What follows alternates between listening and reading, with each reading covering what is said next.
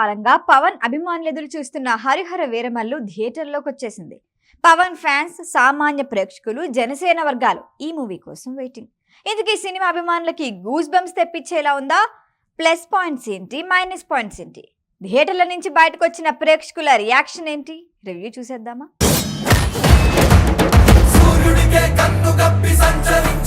హరిహర వీరమల్లు కథలోకి వెళ్తే 16వ శతాబ్దంలో మొదలవుతుంది. అమ్మవారిని ఆరాధించే కుటుంబానికి వరదలో కొట్టుకొచ్చిన పసికన్ను దొరుకుతుంది. ఆ బిడ్డే హరిహర వీరమల్లు. ఓవైపు ఔరంగజేబు మతం మారమని ప్రజల్ని పీడిస్తూ ఉంటారు. మారని వారిని హింసిస్తాడు, అధిక పన్నులు విధిస్తాడు. మరొక వైపు బ్రిటిష్ వారు ప్రజల్ని దోచేస్తూ ఉంటారు. ఇలా మచిలీపట్నంలో ఒక బ్రిటిష్ దొర నుంచి వజ్రాలు దొంగిలించే యాక్షన్ ఎపిసోడ్లో పవన్ కళ్యాణ్ ఎంట్రీ ఉంటుంది. స్థానిక జమీందారు వీరమల్లుని పిలిచి గోల్కొండ నవాబు కుతుబ్ షాహీ తాను కప్పంగా కడుతున్న వజ్రాల్ని దొంగిలించే పని అప్పగిస్తాడు. అక్కడ నాట్యకారిని పంచమిని చూసి ప్రేమలో పడతాడు. పంజరంలో చిలుకలా ఉన్న తనను విడిపించమని కోరుతుంది పంచమి. అయితే చార్మినార్ దగ్గర వజ్రాలు దొంగిలిస్తూ వీరమల్లు దొరికిపోతాడు. కానీ శిక్షించకుండా ఓ పని అప్పగిస్తాడు కుతుబ్ షాహీ. అలా ఢిల్లీలో ఉన్న కోహినూర్ వజ్రాన్ని తీసుకొచ్చేందుకు స్నేహితులతో కలిసి వెళ్లిన వీరమల్లుకి ఎలాంటి పరిస్థితులు ఎదురయ్యాయి? హిందువుగా జీవించాలంటే జిజియా పన్ను కట్టి తీరాల్సిందే అన్న ఔరంగజేబుని ఎలా ఎదుర్కొన్నాడు? చివరికి కోహినూర్ వజ్రాన్ని తీసుకొచ్చాడా? ఇదే మిగిలిన కథ. వాస్తవానికి అందరూ ఎదురు చూస్తున్న సినిమా ఓజీ. అందుకే వీరమల్లుపై అధిక ఆశలేమీ పెట్టుకోలేదు. కేవలం పవన్ కళ్యాణ్ సినిమా కావడంతో బాక్సాఫీస్ దగ్గర జోష్ కనిపించింది. ఎలాంటి అంచనాలు లేకుండా థియేటర్లో అడుగుపెట్టిన ప్రేక్షకులకు వీరమల్లు నిజంగా సర్ప్రైజ్ ఇస్తుంది. స్టోరీ మొదలైనప్పటి నుంచి పవన్ ఎంట్రీ సీన్, వరుస యాక్షన్ సన్నివేశాలు, ఇంటర్వెల్ సీన్ వరకు అడుగుతో సర్ప్రైజ్ చేస్తూ ఉంటారు.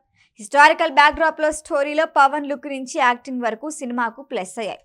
అయితే ఇంటర్వెల్ తర్వాత తెరకెక్కించిన సన్నివేశాల్లో క్వాలిటీ తగ్గినట్లు అనిపిస్తుంది. అమరావతి కోసం సెట్స్ వేసి తీసిన సీన్లు కాస్త నిరాశపరిచిన సనాతన ధర్మ నేపథ్యంలో తెరకెక్కిన సన్నివేశాలు ఫుల్ జోష్ నింపుతాయి. ప్రీ క్లైమాక్స్ వరకు ఫుల్ జోష్ మీద సాగిన సినిమా క్లైమాక్స్ విషయంలో కాస్త నిరాశపరిచింది. కథ అసంపూర్ణంగా ముగిసినట్లు అనిపిస్తుంది. ఎందుకంటే సెకండ్ పార్ట్ ఉంది కదా, అది అసలు కారణం. క్రిష్ జాగర్లమూడి, జ్యోతికృష్ణ ఇద్దరు ఈ సినిమాకి దర్శకుడిగా పనిచేశారు. ఎవరెన్ని సన్నివేశాలు తీశారో తెలియదు, కానీ పవన్ కళ్యాణ్ కంపోజ్ చేసిన యాక్షన్ ఎపిసోడ్ సినిమాకి ప్రాణం పోసింది. విఎఫ్ఎక్స్, స్క్రీన్ ప్లేలో ఉన్న చిన్న చిన్న మైనస్లను తన స్వరాలతో కవర్ చేసేశారు కీరవాణి. సనాతన ధర్మ సన్నివేశాలకు కీరవాణి అందించిన బ్యాక్గ్రౌండ్ మాటల్లే వంతే. పాటలు స్క్రీన్పై అదిరిపోయాయి. రాజకీయాల్లోకి వచ్చిన తర్వాత హరిహర వీరమల్లు కోసం పడినంత కష్టం పవన్ కళ్యాణ్ మరే సినిమాకు పడలేదని చెప్పుకోవాలేమో. ఆ కష్టం స్క్రీన్పై కనిపిస్తుంది. పవన్ పులి, పవన్ తోడేలు ఎపిసోడ్స్లో హీరోయిజం బాగుంది.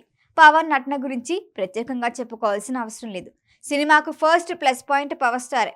ఇక హీరోయిన్గా నటించిన నిధి అగర్వాల్కి కూడా మంచి కంబ్యాక్ మూవీ అని చెప్పుకోవచ్చు. బాబీ డియోల్, సత్యరాజ్, సునీల్, నాజర్, సుబ్బరాలు కథలో కీలక పాత్రలు పోషించారు.